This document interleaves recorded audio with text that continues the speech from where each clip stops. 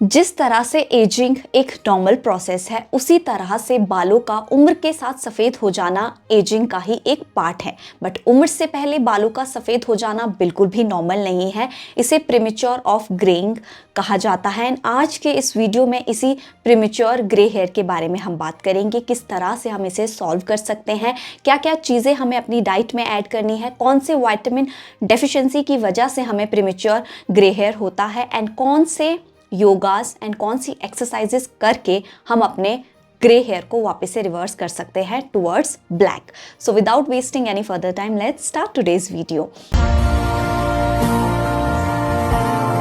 Hi everyone, welcome back to my YouTube channel and thank you so very much for watching Dr. Wingardium. I hope you all are doing great and loving whatever you guys are doing.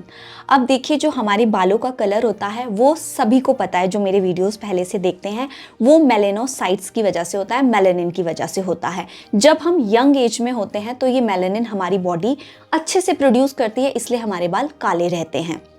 लेकिन उम्र के साथ साथ ये melanocytes slow हो जाते हैं, कम हो जाते हैं, जिस वजह से हमारी बालों का कलर जाने लगता है एंड हमें ग्रे हेयर का प्रॉब्लम होता है।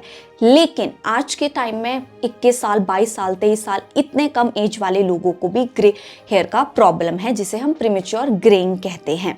अब इसका कारण बहुत सारे हो सकते हैं, जैसे कि genetic, stress and poor diet. मैं 3 मेन रीजंस ले रही हूँ क्योंकि ये 3 बेसिक रीजंस है एंड मेजर रीजंस है जिनकी वजह से हमें प्रीमेच्योर ग्रे हेयर का प्रॉब्लम होता है। अब देखिए, जितना आपका स्ट्रेस बढ़ेगा उतनी आपकी बॉडी में मेलेनोसाइट्स का काउंट कम होगा, इसलिए आपको बालों का जो पिगमेंट है वो धीरे धीरे कम होता जाएगा। तो आपको स्ट्रेस तो समझिए कि आपको लेना ही नहीं है। अगर आपको हेयर या स्किन अच्छी चाहिए, अपनी पूरी ओवरऑल बॉडी अगर हेल्दी चाहिए, तो स्ट्रेस को कर दीजिए बाय बाय। एंड स्ट्रेस को कम करने का तरीका है एक्सरसाइज करना, योगा करना, नेचर के साथ कनेक्ट होना, फ्लावर्स लगाइए, प्लांट्स लगाइए, या जो भी एक्टिविटी आपका स्ट्रेस कम करे वो एक्टिविटी आप ज़्यादा करिए। Second is genetic. अब जिनका जेनेटिक है ना वाइट हेयर का प्रॉब्लम, वो ये समझिए कि अगर आपके जीन्स में है तो वो आपको प्रीमेच्योर ग्रे हेयर आना ही आना है। तो आपको पहले से रेडी रहना होगा इस चीज़ के लिए। आई एम नॉट सेइंग कि आप प्रीमेच्योर ग्रे हेयर जो जीन्स की वजह से उसको आप कंप्लीटली वापस से ब्लैक कर सकते हैं, बट ऐसा नहीं है कि आप उसे रिकवर नहीं कर सकते। कुछ तरीके जो मैं अभी आगे बताऊंगी, अगर आप उसे करते हैं अपने लिए, तो एटलीस्ट वो जो रेडिश कलर आता है मेहंदी लगाने के बाद या कोई भी मास्क लगाने के बाद, या बहुत ही वाइट जो बाल दिखते हैं, एटलीस्ट आप उनको छुपा सकते हैं। आप अपनी उम्र से ज़्यादा एज के नहीं लग सकते ये नुस्खे करके। उसके बाद आता है पुअर डाइट। जिनको न्यूट्रिशनल डेफिशिएंसी है, specially iron, selenium, copper, zinc, B12 and protein, ये 6 मेजर ऐसे विटामिन्स हैं, अगर इनकी आपको डेफिशिएंसी है ना बॉडी में, तो आपको प्रीमेच्योर ऑफ ग्रे हेयर होना ही होना है, आप चाहे कुछ भी कर लीजिए। तो अब देखिए, जो कॉपर है उसको हम सॉल्व कर लेते हैं। जितनी भी स्पेशली ये जितनी भी सारी चीज़ें हैं, जितने भी विटामिन्स हैं, अगर आप ग्रीन लीफी वेजिटेबल्स खाते हैं उनमें ये सारे भरपूर मात्रा में होते हैं। बट अगर आप ग्रीन लीफी वेजिटेबल्स के अलावा भी कुछ चीज़ें अपनी डाइट में ऐड करना चाहते हैं, तो उसके लिए आप कॉपर के ग्लास में पानी पी सकते हैं। ओवरनाइट कॉपर के ग्लास में या लोटे में आप पानी रख लीजिए, नेक्स्ट मॉर्निंग उसका कंजप्शन करिए। धीरे धीरे होगा, ऐसा नहीं होगा कि आपके जो प्रीमेच्योर ग्रे हेयर है वो एक रात में ठीक हो जाएंगे या 10 दिन में ठीक हो जाएंगे। एटलीस्ट फॉर अ मंथ तो ये लेंगे, एंड कंप्लीटली रिकवर करने के लिए 3 मंथ्स भी लग जाएंगे। तो आपको कंसिस्टेंट होना पड़ेगा आप जो भी कर रहे हैं। B12 की कमी आप कर सकते हैं पूरी कर्ड खाकर, स्प्राउट्स खाकर। जो लोग नॉन वेजिटेरियन हैं वो नॉन वेज चीज़ें खा सकते हैं, लेकिन जो वेजिटेरियन हैं वो sprouts, eggs and fish oil के सप्लीमेंट्स ले सकते हैं। ये चीज़ें अगर आप ऐड करते हैं तो आपकी विटामिन डेफिशिएंसीज कम होगी। उसके बाद अभी हम बात करते हैं कि हमें कौन सी चीज़ें और ऐड करनी चाहिए। उसमें सबसे पहले आएगा आंवला ड्रिंक। आंवला बहुत इजीली आजकल मार्केट में मिल जाएगा। आंवला को आप प्रिजर्व करके रख लीजिए, जैसे भी आप कंफर्टेबल है। आप पाउडर की उस तरीके से उसको सेव कर लीजिए, या आपको जूस आइस क्यूब्स जैसे मैंने बनाकर रखे हैं, आप आइस क्यूब्स बनाकर रख लीजिए। एंड एवरी डे आंवला का कंजप्शन करिए, एटलीस्ट 1 स्पून ऑफ आंवला एवरी डे। या अगर आपके पास कच्चा है तो 1 आंवला एवरी डे आपको खाना ही खाना है, अगर आप चाहते हैं कि आपके बाल ब्लैक हो जाए। उसके बाद मैंने एक पाउडर शेयर किया था जिसमें black sesame seeds and black nigella seeds या अनियन सीड्स जिन्हें कहते हैं, उसका पाउडर मैंने मिक्स करके रखा था, आप उसका भी कंजप्शन कर सकते हैं। दो में से एक चीज़ कर लीजिए या एक चीज़ को ही कंटिन्यू करिए या दोनों को करिए अगर आपको थोड़ा सा जल्दी रिजल्ट्स चाहिए। उसके अलावा आपको कुछ एक एक्सरसाइजेस करनी पड़ेगी, जैसे कि इन्वर्जन मेथड, जिसमें आपने अपने बालों को कम्प्लीटली नीचे को करना है, अच्छे से मसाज करना है for 2 to 3 minutes every night. आप अगर ये करेंगे, देखिए क्या होता है ना, ब्लड जो है, ब्लड सेल्स अच्छे से न्यूट्रिशन भी नहीं पहुंचा पाती हमारी रूट्स में, स्पेशली इन विंटर्स। तो क्या होता है, जब न्यूट्रिशन नहीं मिलेगा हमारे रूट्स को तो वो मेलानिन अपने आप कम होता जाएगा। तो जब अच्छे से ब्लड सर्कुलेशन मिलेगा तो आप जो भी चीज़ें खाएंगे ना वो प्रॉपरली आपके रूट्स तक पहुंचेगी। तो मैंने जैसे बोला कि आप आंवला जूस का कंजप्शन करिए या ब्लैक सीड्स का कंजप्शन करिए, तो वो एब्जॉर्ब कैसे होगा बॉडी में, जब आप थोड़ी सी फिजिकल एक्सरसाइजेज भी करेंगे। उसके बाद सेकेंड आप क्या करिए, बेड के ऊपर आप बेंड डाउन कर जाइए एंड उसके बाद 2 मिनट तक वैसे ही बालों को रहने दीजिए। इन शॉर्ट, आपको जो ब्लड सर्कुलेशन है ना, वो फ्लो को आपको यहाँ पर लाना है, ताकि जो भी आप न्यूट्रिएंट्स अपनी बॉडी में इन्फ्यूज़ कर रहे हैं वो आपके रूट्स तक भी पहुँचे। उसके बाद ये 2 चीज़ें कर लीजिए। उसके अलावा आप क्या कर सकते हैं, आप कुछ एक आसनास भी ट्राई कर सकते हैं, जैसे शीर्ष आसन हो गया, सर्वांग आसन हो गया, ये दोनों भी कर सकते हैं अगर you are able to do it. Otherwise आप एक्सरसाइज करिए, योगा करिए, कुछ भी करिए, बस आपको ब्लड फ्लो यहाँ तक लाना है। उसके बाद अभी मैं आपके साथ शेयर करूंगी एक मास्क, जो प्लीज़ आप मेरे कहने पे लगाइए। इसे बनाने के लिए सबसे पहले आपको चाहिए लोहे की कढ़ाई, एंड लोहे की कढ़ाई इज़ अ मस्ट। जैसे कि मैंने पहले भी कहा कि आयरन की अगर आपकी बॉडी में डेफिशिएंसी है तो आपके बाल जो है वो वाइट होंगे ही होंगे। अब जो लोहा है वो तो आयरन का भंडार है। उसके बाद इस लोहे की कढ़ाई में हम अब ऐड करेंगे हिना अपने हेयर लेंथ के अकॉर्डिंग। आई नो काफ़ी सारे लोग डाइसी होंगे कि हम हिना नहीं लगाएंगे, but trust me on this कि जो हम केमिकल डाइज करते हैं ना, उनसे 1000 लैक्स टाइम बेटर है हिना का एप्लीकेशन। ऑरेंज हो जाते हैं बालों में लाल जैसा कलर आ जाता है, तो वो हेडेक मेरी है। आई कैन प्रॉमिस यू कि ये हेयर मास्क जिस तरह से मैं बता रही हूँ, आपको बिल्कुल रेडिश या ऑरेंज कलर नहीं आएगा। आपका कलर होगा कॉफ़ी कलर का, डार्क ब्राउनिश, और जिनके तो थोड़े बहुत सफ़ेद बाल है ना, उनको तो पता भी नहीं चलेगा कि सफ़ेद बाल कहाँ गए। उसके बाद सेकेंड इंग्रेडिएंट हम यहाँ पर लेंगे ब्लैक टी लीव्स, जो आपके घर में आप चाय बनाने के लिए यूज़ करते हैं। उसको आपने हल्का सा ड्राई रोस्ट कर लेना है, उसका पाउडर बना लेना है। उसके बाद हम एक और इंग्रेडिएंट यहाँ पर ऐड करेंगे, दैट इज़ रतनजोत। ये वो रेड कलर का एक स्पाइस आता है जिसे हम खाने में भी यूज़ करते हैं।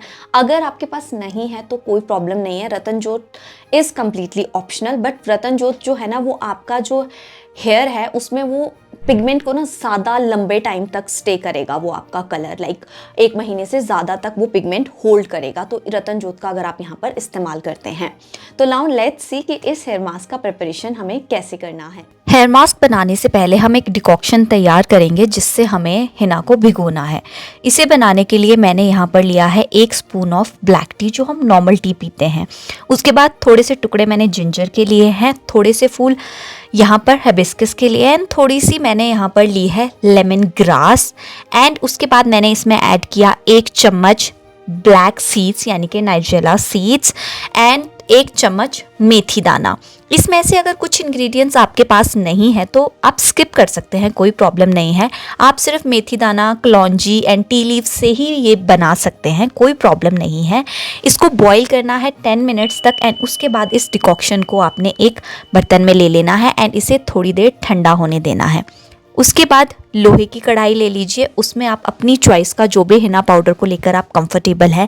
मैंने यहाँ पर नुपुर हिना लिया है। मैं मोस्टली नुपुर हिना या खादी हिना ही यूज़ करती हूँ। अपने लेंथ के अकॉर्डिंग आपने हिना लेना है। एंड उसके बाद मैंने यहाँ पर लिया है ग्राइंड किया हुआ 1 चम्मच ब्लैक टी लीव्स। जो टी हम पीते हैं वही आपने लेना है, कोई और टी लेने की ज़रूरत नहीं है। ये हमारा जो पिगमेंट है ना बालों का, उसको लॉन्ग लास्टिंग बनाता है।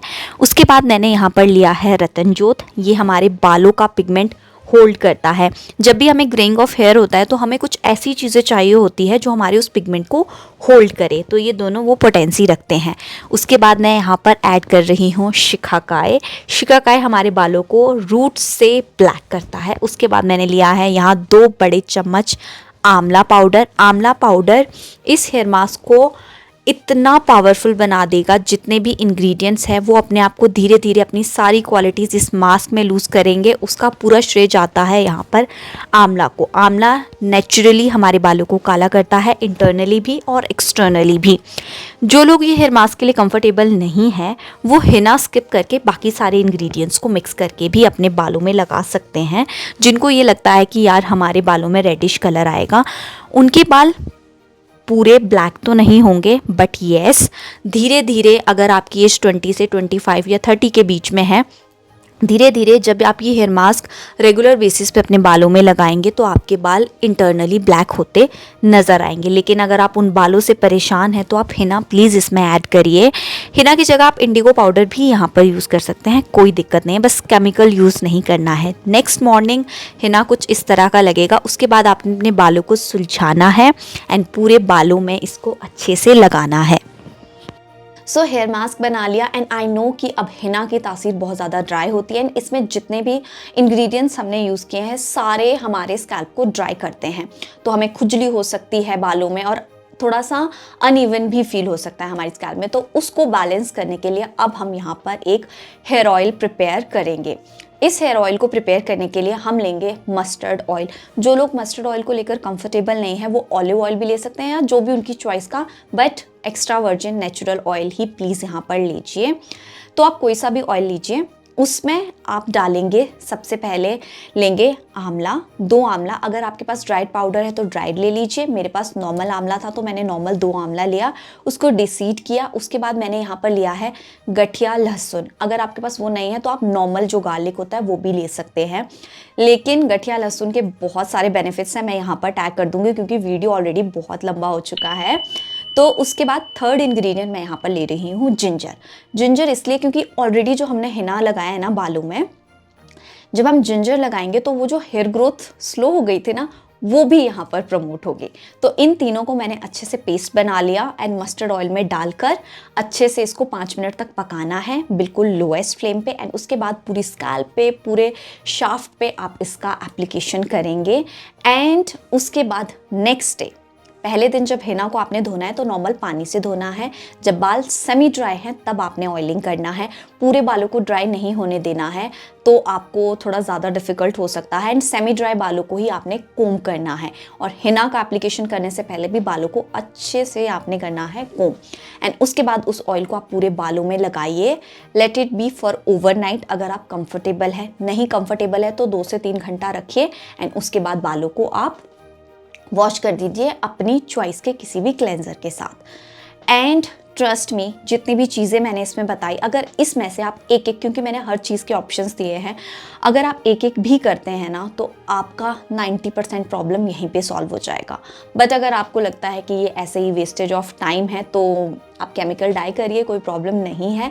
But yes, chemical dye permanent solution नहीं है, लेकिन जो मैं बता रही हूँ ये एक परमानेंट सॉल्यूशन है जिनका स्पेशली यंग एज में वाइट हेयर हो रहा है। क्योंकि यंग एज का हेयर ब्लैक वाइट हेयर ना आप ये थोड़े बहुत टाइम की डाइज के साथ कंट्रोल नहीं कर सकते, क्योंकि आपको ये इंटरनली ठीक करना पड़ता है। आप कब तक हेयर डाइज करवाएंगे, हेयर कलर करवाएंगे, लेकिन ये परमानेंट सॉल्यूशन है। अगर आप इसको 2 से 3 महीना कंटिन्यू करते हैं, उसके बाद स्किप करके वापस से कंटिन्यू करते हैं, ट्रस्ट मी आपका ग्रे हेयर कहाँ गया आपको समझ ही नहीं आएगा। So that's it for today's video. I hope you liked it. If yes, then do not forget to like, share and subscribe to my channel. See you in my next video. Till then, stay safe, stay healthy. Bye-bye.